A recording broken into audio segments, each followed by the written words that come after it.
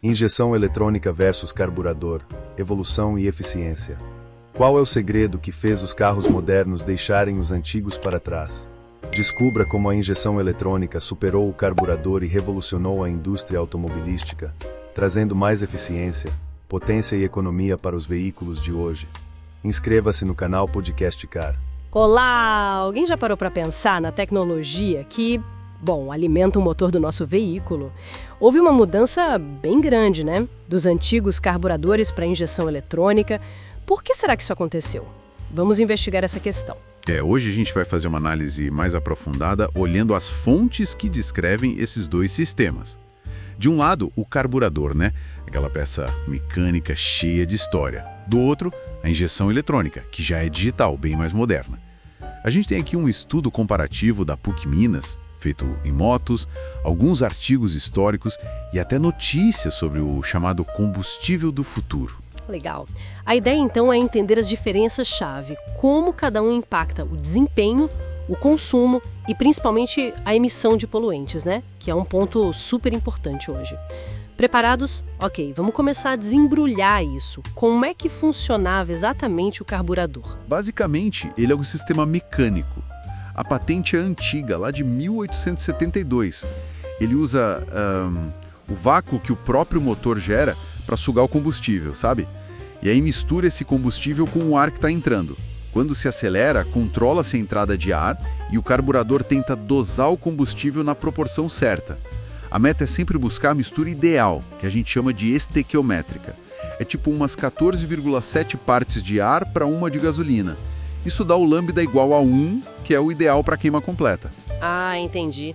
E quando essa mistura não fica ideal, o que acontece? Bom, aí é que surgem os problemas, né? Se falta ar, a gente tem a mistura rica. O lambda fica menor que 1. Isso gera mais monóxido de carbono, CO, e também hidrocarbonetos HC, que são combustível não queimado direito. Certo. Agora, se sobra ar, a mistura é pobre. O lambda é maior que 1. Nesse caso, aumenta a emissão de óxidos de nitrogênio, o NOx. O grande desafio do carburador é que, por ser um sistema totalmente mecânico, ele tem muita dificuldade de manter esse lambda 1 perfeito em todas as situações de uso do carro, sabe?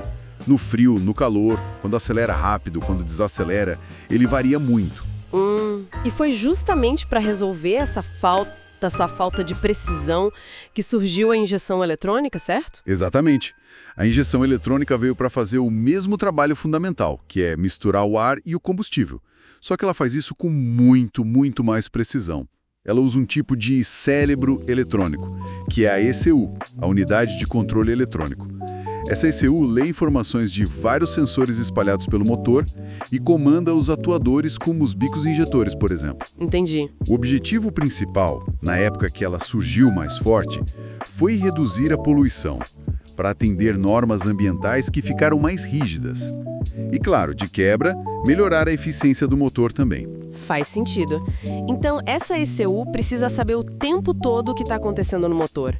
Quais são as informações mais importantes para ela conseguir fazer esse trabalho? Olha, são várias informações, mas algumas são realmente chave para o sistema funcionar bem. A sonda lambda, que também chamam de sensor de oxigênio, é fundamental. Ela fica lá no escapamento. E ela basicamente conta para a ECU se a mistura que acabou de ser queimada estava rica ou pobre, medindo o oxigênio que sobrou ali nos gases. Ah, ela mede o resultado da queima. E com essa informação, a ECU consegue ajustar o tempo que o bico injetor fica aberto, quase que instantaneamente, para corrigir a mistura para o próximo ciclo. É meio como um termostato em casa, sabe?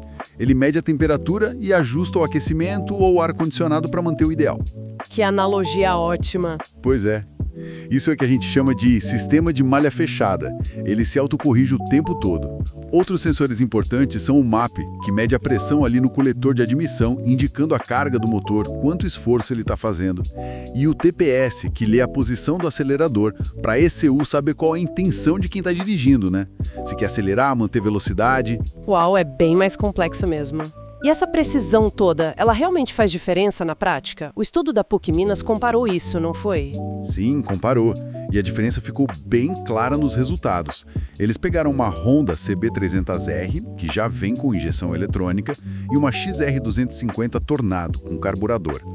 Para a comparação ser justa, eles fizeram um ajuste no motor da Tornado para ficar com a mesma cilindrada da CB300R e instalaram uma sonda lambda nela também, só para poder medir a mistura. E o que eles viram? Na moto com injeção, na CB300R, o sinal da sonda lambda ficava oscilando muito rápido, tanto em marcha lenta quanto em rotação mais alta. Isso mostrava a ECU trabalhando sem parar para ajustar a mistura, mantendo ela sempre bem pertinho do ideal, do lambda 1.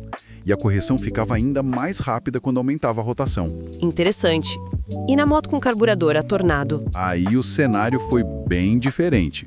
Em marcha lenta, a medição mostrou que a mistura estava pobre, com o sinal da sonda lá embaixo, perto de zero. Quando acelerava bruscamente, o sinal dava um pico, indicando mistura rica e depois se mantinha relativamente rica enquanto estava em rotação constante. Ou seja, o carburador tendia a operar quase sempre fora da faixa ideal. Ora pobre demais, ora rico demais. Nossa, que claro! A conclusão do estudo foi bem direta. A injeção eletrônica, por conseguir corrigir a mistura o tempo todo, mantém a queima muito mais eficiente e, consequentemente, emite bem menos gases poluentes, CO, HC e NOx, do que o carburador. Essa precisão da injeção parece se tornar ainda mais relevante agora, né? Principalmente com essas mudanças nos combustíveis que estão para acontecer, como a lei do combustível do futuro. Ah, sem dúvida. Essa lei é um ponto importante. Ela prevê aumentar gradualmente o percentual de etanol misturado na gasolina, podendo chegar até 35%, e também de biodiesel no diesel. A previsão é começar já em março de 2025, e o objetivo declarado é reduzir as emissões de gases de efeito estufa. E quais os impactos disso?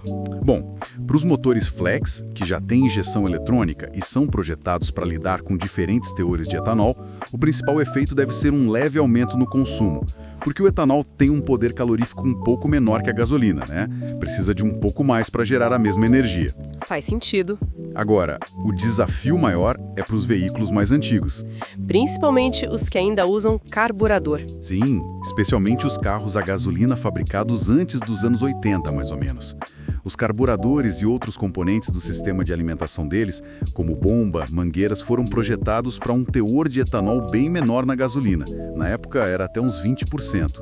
Um teor muito mais alto, como 35%, pode sim causar problemas, talvez de corrosão ou de funcionamento mesmo. A mistura pode ficar desregulada. E mesmo carros com injeção mais antiga? Mesmo carros com sistemas de injeção um pouco mais antigos, que não são flex, podem precisar de alguma atenção ou adaptação. E no caso do diesel, o aumento do biodiesel também exige mais cuidado com filtros e bombas injetoras que podem ser mais sensíveis. Então, a precisão da injeção moderna é uma vantagem para se adaptar a essas mudanças, mas reforça que a manutenção preventiva e o uso de combustível de boa qualidade ficam ainda mais cruciais para toda a frota, seja nova ou antiga. Entendi. Então, resumindo um pouco essa jornada que a gente percorreu, saímos de um sistema mecânico, o carburador, que era engenhoso para sua época, mas tinha limitações na precisão, para a injeção eletrônica, que trouxe esse controle digital muito mais fino, resultando em mais eficiência e, um ponto crucial hoje, bem menos poluição, como aquele estudo da PUC Minas deixou claro. Exato. Foi uma evolução tecnológica muito importante.